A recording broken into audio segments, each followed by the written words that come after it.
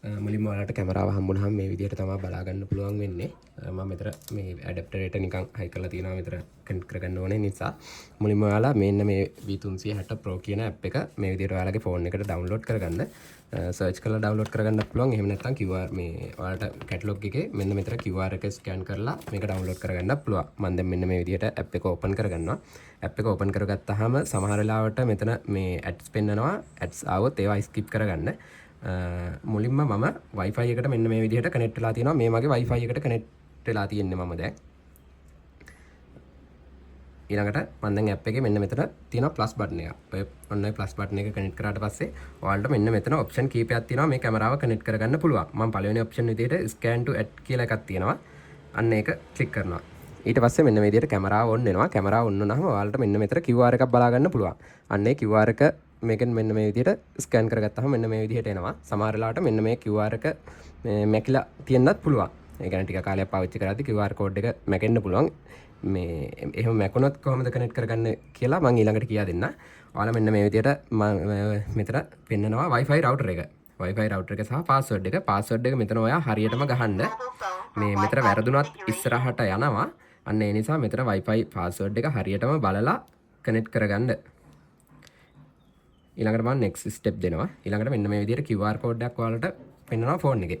අන්න ඒක මෙන්න මේ විදිහට මෙන්න මේ වගේ දුරක ඉඳලා කැමරාවට පෙන්වන්න. එතකොට මේකෙන් කිව්වා Wi-Fi recognize success කියලා.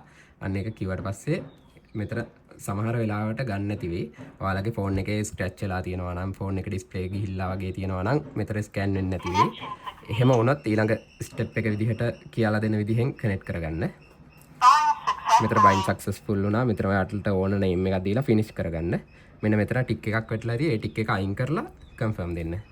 ඊට පස්සේ මෙතන ක්ලික් කරාට පස්සේ ඔයාලට කැමරා එකේ ඇක්සස් එක ගන්න පුළුවන් මෙන්න මේ විදිහට. මෙන්න මෙහෙම.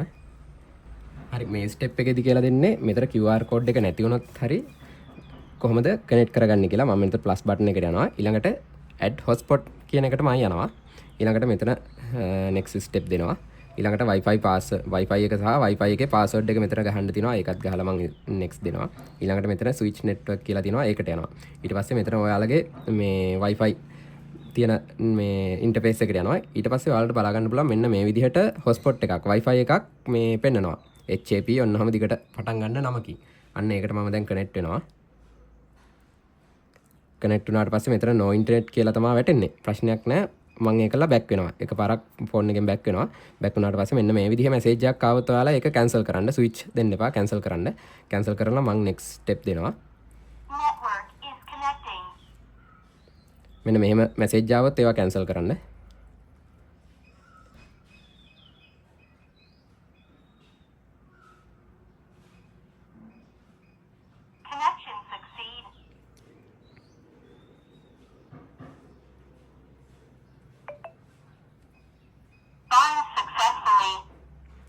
කලින් වගේම මෙන්න මෙතෙන් ආවා. මම මෙතන ෆිනිෂ් දෙනවා.